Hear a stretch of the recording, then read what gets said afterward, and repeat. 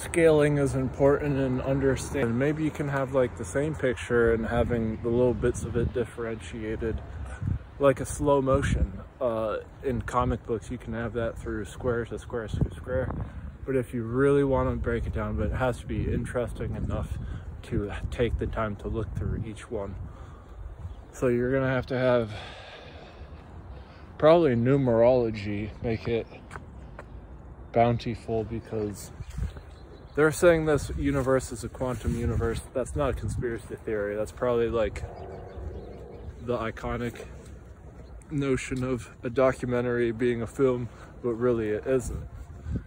Maybe the universe is numeral, and then what if it was the underlying classical mechanics was just a hybrid numerology, and the quantum is the universe.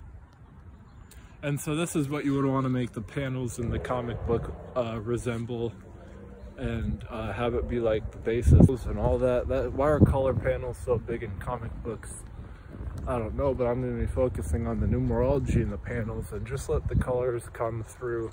Probably the logic of that, given that the universe is very colorful. There's red and blue shit because all the material that stars have were made up of that.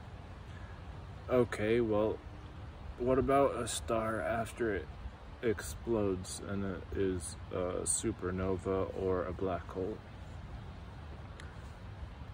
People are good and bad, but is all stars good and then a black hole bad? That's an interesting concept, especially if you take seriously that we did come from stars. So connect 2 and 2 together.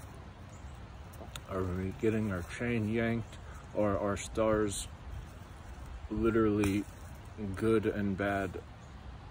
This concept, and like I said earlier, all things have color in the universe. They are red and blue shifting, either closer or further away from you. However, a star twinkles, and when stars are twinkling, it is actually like, I see, because I'm a stargazer, I see the stars as blue and red.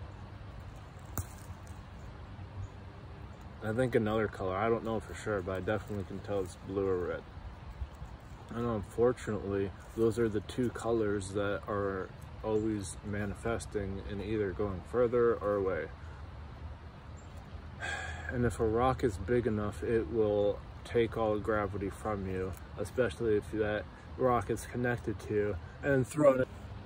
A star can be red shifting and blue shifting away from you, one or the other. Or does it really matter if the star is twinkling red and blue? If is it going further or closer, but then you're looking at it and it is twinkling both. So the amount of it twinkling, is it compensating for moving closer or further?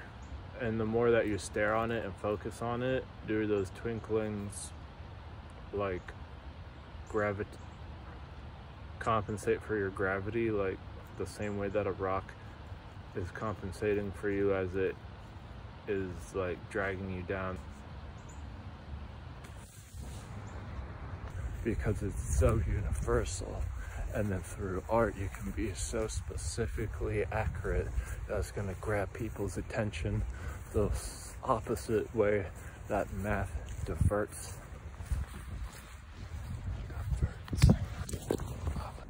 It would be like a star going further or closer to you. That is a projectile. But at some point, or like if the rock is big enough, it can sink you into the water. But at some point, if a star twinkling is brilliant enough, it can stop a projectile.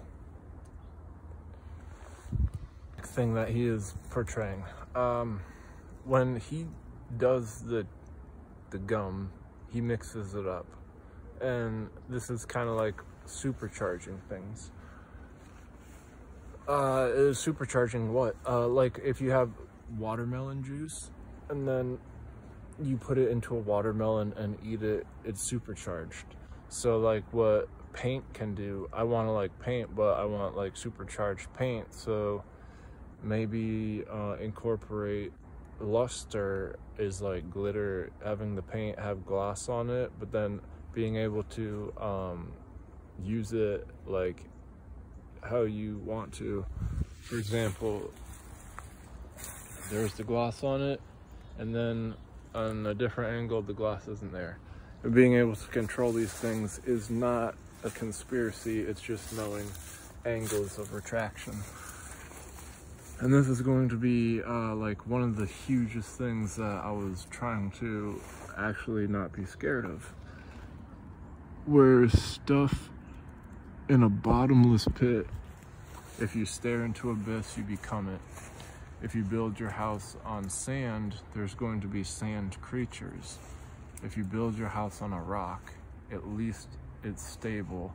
And when you see a creature, the ugliest creature coming out crawling from under the rock, it's going to be less conspicuous.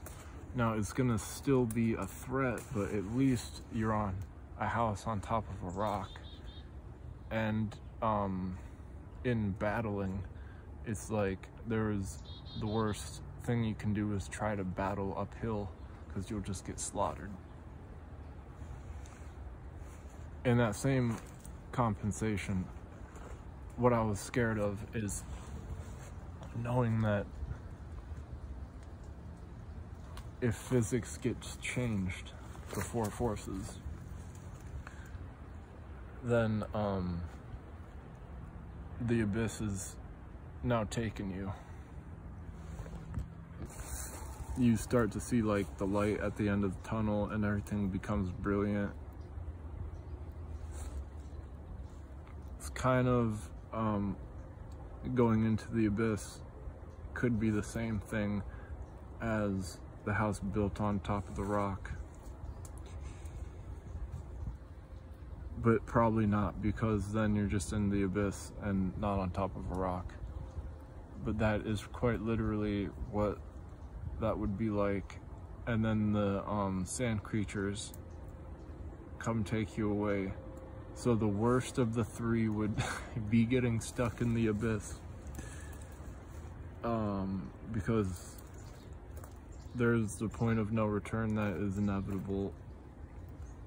At least with the sand creatures, you can like squirm around and try and find like quicksand, and if quicksand hardens and you get lucky by not squirming around in a certain position, you can then work your way up from that if you do the correct squiggling. It's possible to get out of quicksand, but it might not even be quicksand, it might just be sand, and then you're in like a sand pit going downwards, because the sand creatures will like dig around you and make a hole, so that the first time you squirm, it's like bouncing on rocks and walking on rocks. You'll like miss a rock, because they'll do that to you.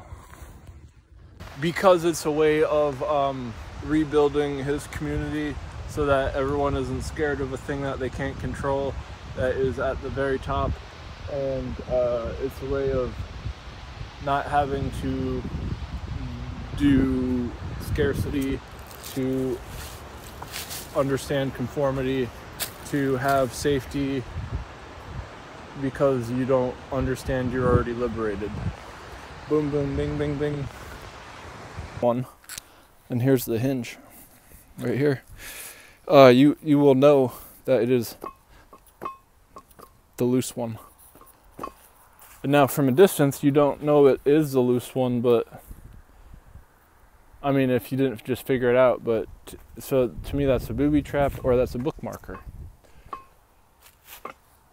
But a bookmarker to someone who doesn't know is a bookmarker could be a booby trap, because it could throw them off and they wouldn't know why they flipped to that page, especially if the bookmarker was invisible.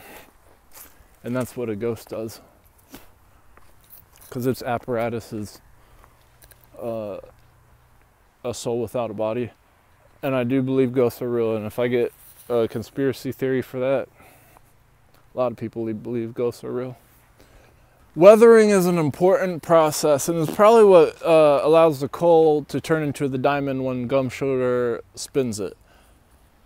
It's important to see here that we've got a piece of foam, and it is weathered. It appeared to be a coaster, but capitalizing off the weathering is if it's hollow in the middle. It's like building an apparatus, just as the hooks did, to look like this piece of foam. So when things weather, they tend to curl.